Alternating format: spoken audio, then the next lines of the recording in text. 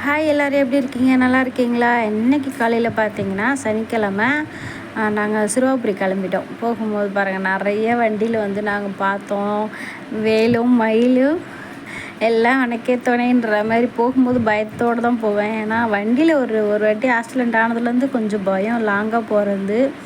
சரி, சிறுவாபுரிக்கு இது 2வது வாரம் போகிறேன். ஏற்கனவே நாங்கள் போயிருக்கோம், ஆனால் விளக்கு போட்டது கிடையாது. சாமி கும்பிட்டுட்டு பார்த்துட்டு வந்துட்டேன்.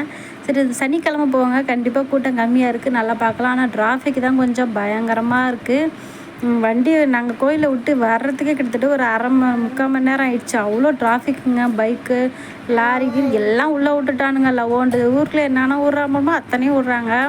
அப்புறம் நல்லபடியாக விளக்கு போட்டுட்டு வெத்தலை தீபம் போட்டுட்டு 2வது வாரம் நான் 4 வாரம் நல்லபடியாக முடிக்கணும்ப்பா சொல்லி வேண்டிக்கிட்டு அவர் ரிட்டன் வரும்போதும் பார்த்திங்கன்னா நிறைய வந்தது. அப்பா முருகா, வீடு போய் நாங்கள் ஒழுங்காக போய் வர வரைக்கும் என் கூடயே இருங்கப்பான்னு சொல்லி வேண்டிட்டு வந்தேன். அதேமாரி வந்துட்டார். உங்களுக்கு நம்பிக்கை தான் வீடு